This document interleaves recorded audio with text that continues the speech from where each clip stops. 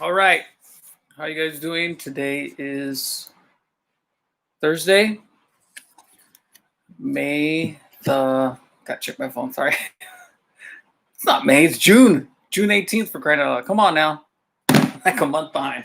All right. June 18th. It's a little bit in the evening right now. Put some light over here. Okay, let me turn this light off, actually. All right.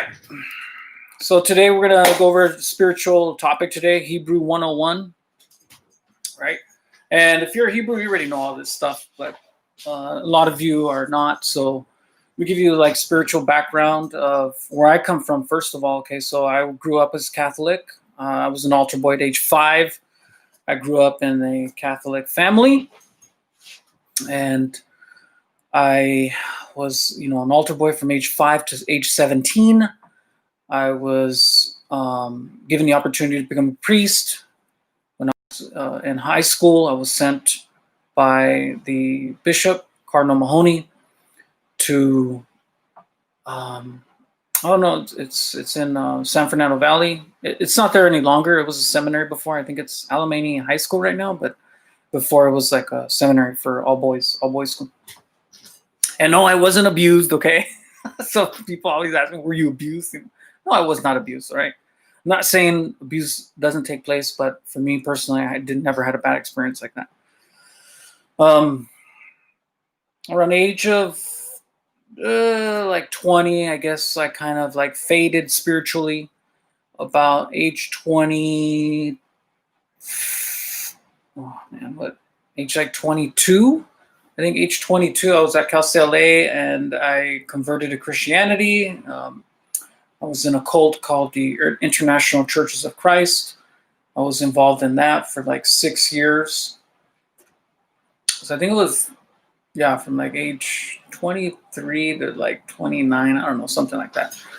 And during that time, I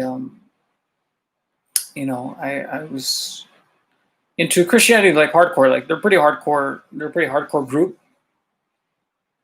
And I was known as somebody who didn't always follow advice, okay? I was known as somebody who was very bold, who, they gave me a couple of nicknames, Idol Smasher. They gave me, when I went against them in 2003 because of a letter that was leaked out, they named me Heretic Hunter. You see, when you get names, you can't name yourself, okay? You can't name yourself. People have to name you, and then you get that title, right? Hopefully they're good names that they give you, right?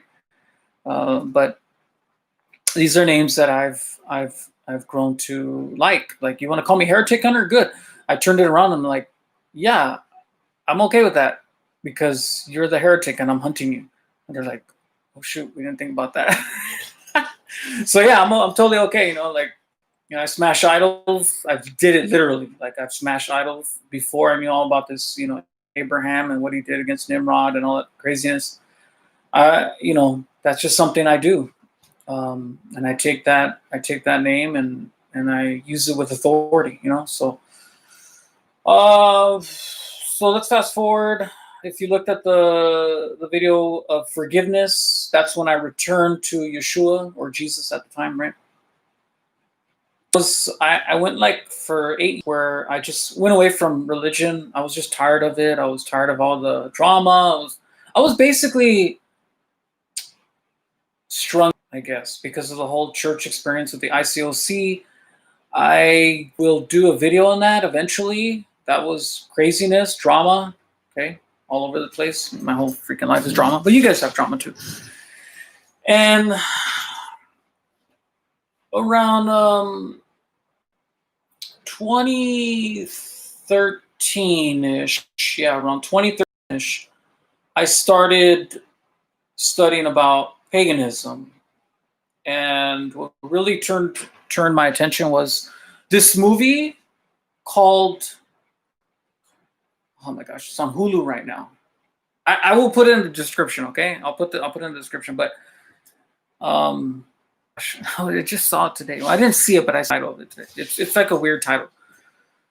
Anyways, I saw this movie and it was about Christmas. It was about Grumpus or Krampus and basically like what the real story is, right? So that started me off on my path of, along with demonology. Studying about demonology really helped me as well. So you see a series of things started happening, right?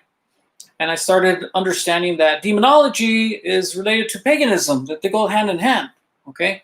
They go hand in hand. So I started realizing these things, and I'm like, all right, what's the bigger puzzle right here? Okay, so then I met, this individual, and this individual started talking to me, and and about Christianity, like I was Christian at the time. I came back to, but I was open-minded because I knew that I started looking at these things. I'm like, man, these people are involved in paganism, talking about the Christian church I was in. And I'm just like, this is not cool, man. Like, something's not right. So this one brother, he's just working with, he was working with me, and he had me, questioning a lot of things about the Ten Commandments. And the Ten Commandments are not, in the Christian church, they're just like talked about like vaguely, they're like, oh yeah, that's cool, it's kind of like a cool thing, the Ten Commandments. Yeah, cool, But people don't understand that the Messiah, Yeshua, is literally the Ten Commandments. Like, the Ten Commandments are the heart of the Father, okay? So I started realizing, I'm like, wait a minute. Psalm 119, I remember asking this one brother, he, I stood in church and I heard the pastor and he was talking bad about the law. Now, there's confusion about the law. The law, they're confused. They're like, when you ask them, are you against the Ten Commandments? They say, no, but they're against the Levitical commandments, okay? Which I agree, the Levitical commandments are not, valid today. But the Ten Commandments are forever. Like, you're not canceling those, right? And they'll tell you no, but then they'll make excuses why they're not following the Shabbat, why they're not, why they still promote paganism and all this stuff, So really, they're not for the Ten Commandments. They just say they are. They're really about focusing on the last 5 commandments, the last 6, number 5, 6, 7, 8, 9, and 10. They're really focused on that. But the church, the Christian church, is really concerned about the last 6, but not about the first 4, okay? They're not about the first 4. They're like, oh, those are passed away. And so apparently, they should just rename it the 6 commandments, right? Instead of the 10. Now, as a Hebrew, I recognize there's a scripture that says, Yeshua says, and I'll put it in the description. He says, I've only come for the lost sheep of Israel. And when I read that, I'm like, well, he's my Messiah. And if he's saying he's only come for the lost sheep of Israel, well, I'm the lost sheep of Israel. So then the other question was, why am I not doing the things of Israel? Why am I doing pagan things? Why am I doing Gentile things? Right?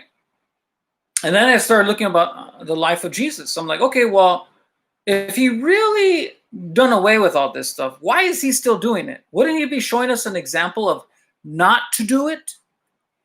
Wouldn't he ignore the feast of Yahweh? Wouldn't he ignore Passover and do Easter, Ishtar? Or wouldn't he, say all these things are done away with?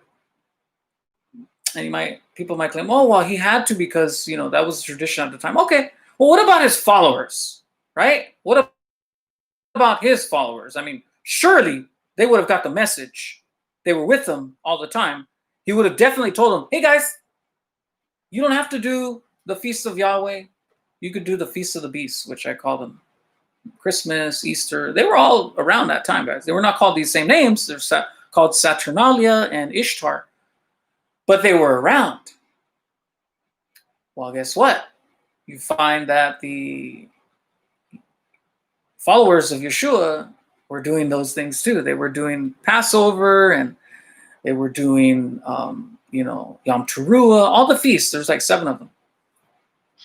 So that's when I started things, it just started hitting me, And finally, I just asked this one brother. I remember one time, I just asked him, because the pastor said something really bad about the law, about, just in general, he said something bad about the law. And I'm like, I asked him, what do you think, man? He goes, you know what? Why don't you just read Psalm 119 and then we'll talk about it. And so I went home that night, I read Psalm 119. And I'm like, oh man, like the law is forever. And when I say the law, I'm talking about the 10 Commandments, guys. That is the heart of Yahweh. You want to know his heart? That is his heart, his 10 Commandments. And that's why Yeshua, when he said, I am the way, the truth, and the life. If you go into the Old Testament, the way, the truth, and the life are the Torah, the 10 Commandments. And so being a Hebrew, as I kept studying, I realized the word Hebrew means a crossover. Crossover from what? Well, if you understand what they were crossing over from, Abraham is crossing over the Jordan River and into, Canaan, or the land of Israel. And it's a crossover from paganism to monotheism, which is the worship of our Creator, Yahweh. And you have to leave your idols behind. And so this is why the Creator has me focused on the first commandment. That's what I'm an expertise on, is you have to understand, you want to get in his house, the first commandment is the way to get in his house. You want to be on the porch? That's what many believers, many Christians are on the porch, They believe in the Messiah. They're covered. They're on the porch. But as far as in the house and obeying his rules, no. You want to get in, that you better knock down that fortress of idols, idolatry in your life. And I have a study on that. So it's a real popular study on slideshare.net. I'll put it in the description. But being a Hebrew to me is very easy. You see, it's very easy, guys. I tell people, a gentleman, I have a ministry. I go out in the mornings at a certain park where I live, and it's a hiking trail. And I go out there, and one gentleman asked me, "Hey, tell me your main message?" I said, "My main message is follow the Messiah, Yeshua, Jesus, and obey his 10 Commandments." He goes, "That's it?" I'm like, "That's it, man. I like that." Well, I said, I just try to keep it simple, okay? Because you go to all these churches, they have all these crazy doctrines and all these things going on, and people are just confused, okay? And most people just go for social activities anyways. I know this because the pastor told me.